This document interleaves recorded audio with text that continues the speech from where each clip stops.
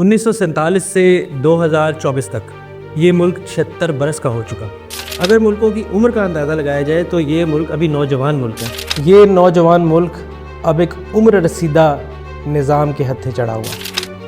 یہ وہ نوجوان ملک ہے جو بیساکھیوں پہ آ گیا. یہ وہ کشتی میں سوار ہے جو کشتی نے بہت ہچکولے کھائے ہیں, بہت طوفانوں سے جوجھی ہے.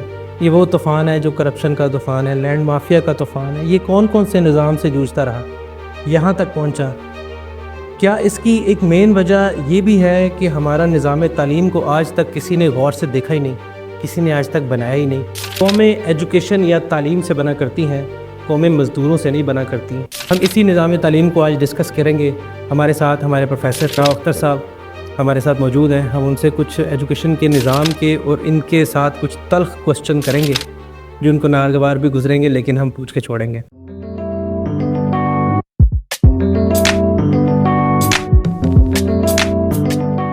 سر السلام علیکم. سر وعلیکم السلام. کیسے ہیں سر؟ جی شکر اللہ.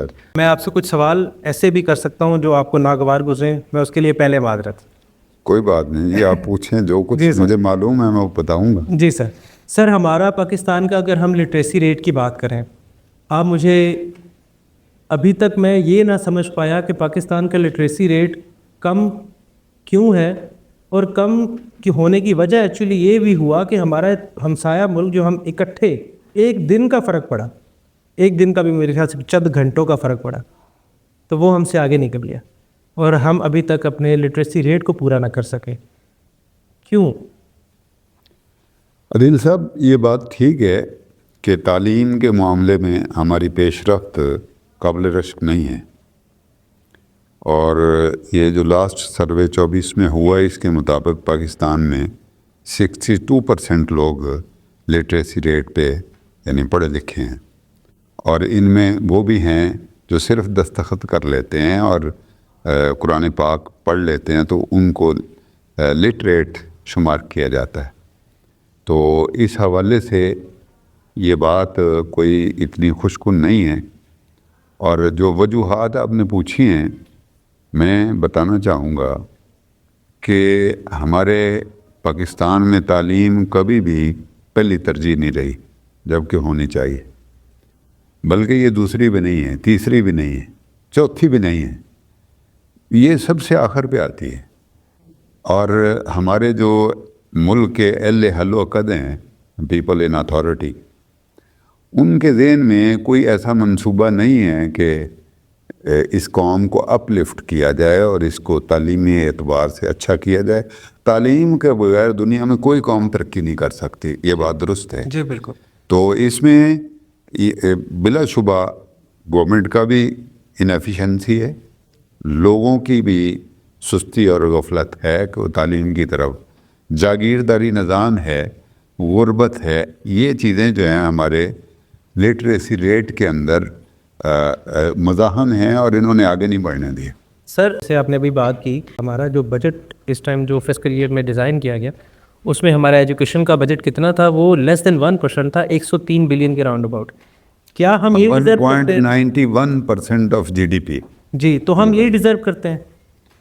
نہیں, یہ تو ظاہر ہے یہ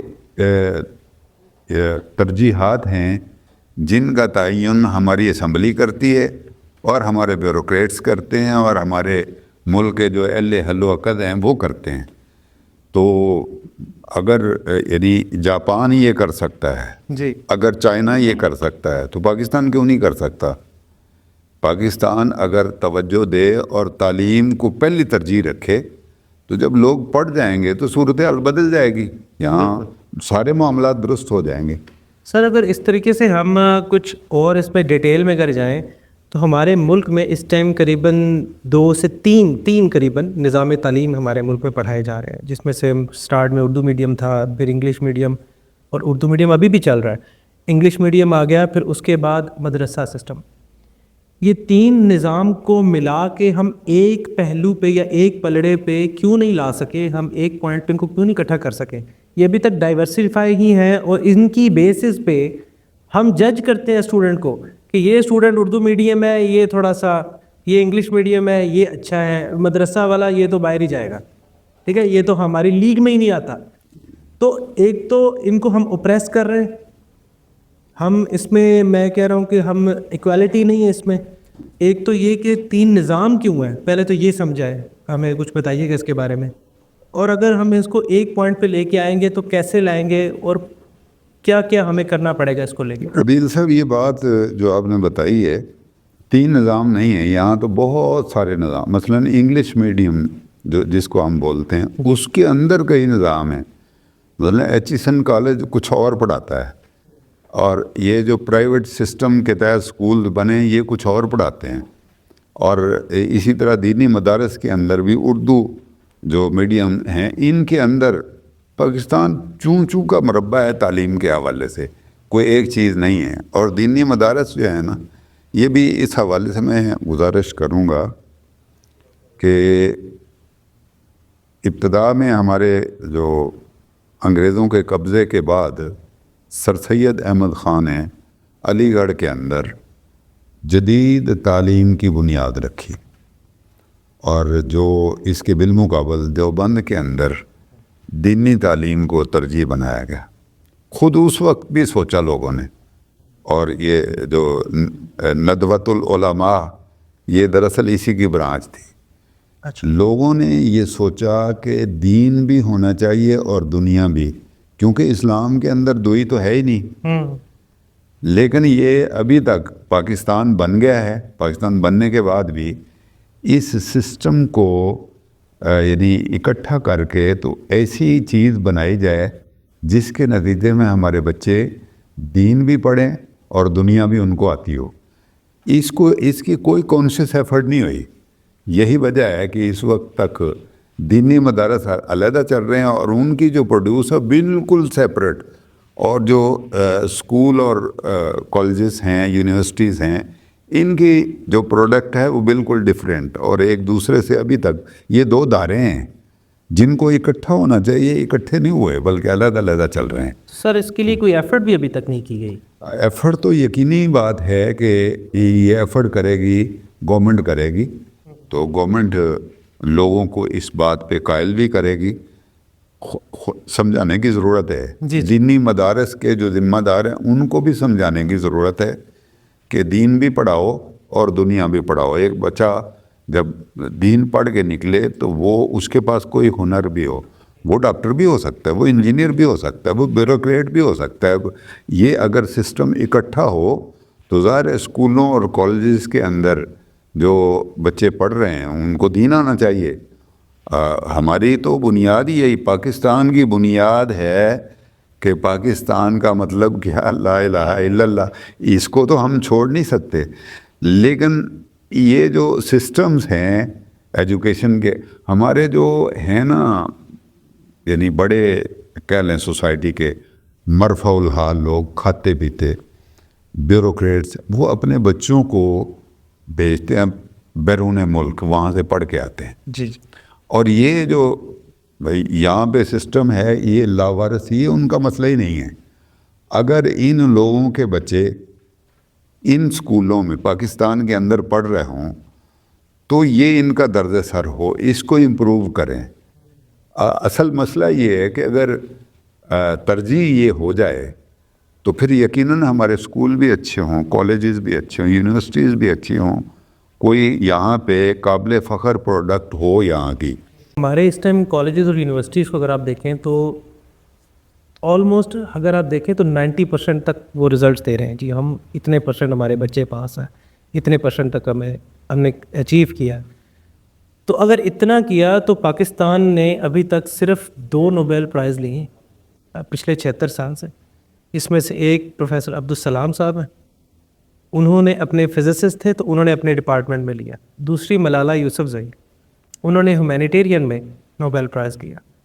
تو ابھی تک ہمارے ملک میں اگر اتنے % میں سارے رزلٹس آ رہے ہیں تو سائنٹسٹ کہاں ہے؟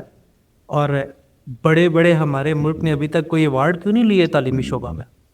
عادل صاحب، ہمارا جو تعلیمی نظام ہے نا، یہ نہ تو ریسرچ بیسڈ ہے اور نہ اس میں بچے کا جو گروتھ آف مائنڈ ہے وہ اس کا فوکس ہے. اصل بات یہ ہے کہ ہماری عوام الناس کی سوچ بھی یہ ہے، اور ہمارے جو لیڈرز ہیں ان کی بھی بچہ ڈگری لیتا ہے پہلی اس کی ترجیح ملازمت ہے اور ملازمت مل گئی تو بس دیٹس آل. اس کے بعد ریسورسز اکٹھے کرو اور بچوں کے لیے بڑی بڑی جائیدادیں چھوڑ کے جاؤ, یہ ہے ترجیح. تو اگر اس کو یہ یونیورسٹیز کے اندر بہت سی یونیورسٹیز اس وقت کام کر رہی ہیں, ان کے اندر یعنی بعض وہ ایسا یعنی تعداد ان کی اتنی مایوس کن ہے کہ جو تھیسز اور ان کے اندر جو کتابیں لکھی جاتی ہیں, ریسرچ ہے, تو اس پہ کوئی مطلب کام ہی نہیں ہوتا. تو یہ ہے اصل میں نوکری کرنے کا مزاج. اس کو جب تک بدلا نہیں جائے گا سائنسدان نہیں پیدا ہوں گے. اس سوچ کو بدلنے کی ضرورت ہے. ہمیں یعنی ایک پرابلم ہے جو میں آپ کے ساتھ ڈسکس کرتا ہوں. پاکستان میں اس وقت مجھے ایگزیکٹ تعداد کا تو نہیں پتہ, لیکن کئی زرعی یونیورسٹیز ہیں. اور ادھر پنجاب کے اندر ہمارے شیشم کا درخت جو ہے نا, پچھلے 15 20 30 سال سے پہلے یہ بہت گرو کرتا تھا, اب یہ نہیں کر رہا. ابھی تک اس کا کوئی علاج ڈھونڈ نہیں سکے کہ شیشم ہمارے خاص طور پہ پنجاب کے اندر یہ گرو کیوں نہیں کرتا, بڑا کیوں نہیں ہوتا.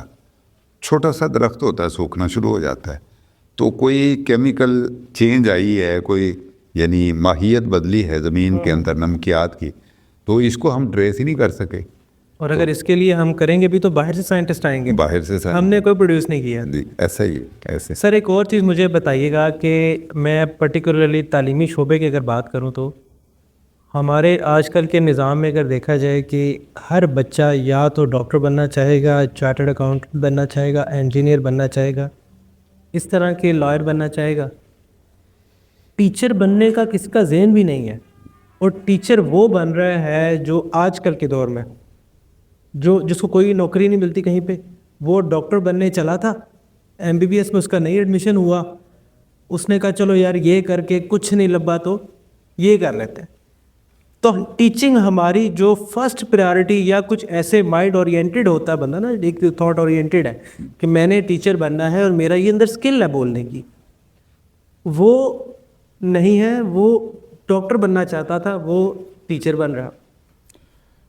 نہیں سر, ایسا ہے کہ بچہ جب چھوٹا ہوتا ہے تو اسے آئیڈیلز اس کے والدین دیتے ہیں یا استاد دیتے ہیں, اور معاشرے کے اندر جو چیز چلتی ہے وہ پڑھائی جاتی ہے بچوں کو. اصل بات یہ ہے کہ ٹیچر جو ہے اس کو فیسلٹیز کیا دیتے ہیں, اس کے پاس کیا یعنی یہاں پہ جو ڈاکٹر ہے وہ کس طرح ارن کرتا ہے, بیوروکریٹ ہے, انجینئر ہے, تو ٹیچر اس کے مقابلے میں کچھ بھی نہیں. تو ظاہر ہے جو انٹیلیجنشیا یا جو ذہین و فطین بچے ہیں وہ ٹیچر کیوں بنیں گے. اس کے لیے تو ہمیں جو یعنی فیسلٹیز دینی پڑیں گی اور آئیڈیلز دینے پڑیں گے بچوں کو. تو والدین جو آئیڈیلز دیتے ہیں بچوں کو, وہ جانتے ہیں سوسائٹی کے اندر کیا چیز بکتی ہے اور کیا اہم ہے, تو وہی چیز وہ اپنے بچوں کو بتاتے ہیں. اس کی وجہ سے بچے اس طرف نہیں آنا چاہتے. وہ بھی نہیں آنا چاہتے جن کو نیچرل گفٹ قدرت نے دیا ہے ٹیچر بننے کا, وہ بھی اس کی طرف, کیونکہ جو دولت ہے یہ تو بنیادی ضرورت ہے. اگر بندے کا گزارا بھی نہ ہو اچھا تو پھر لوگ تعلیم کی طرف کیوں آئیں گے. بالکل صحیح. یہ ہے اصل بنیاد.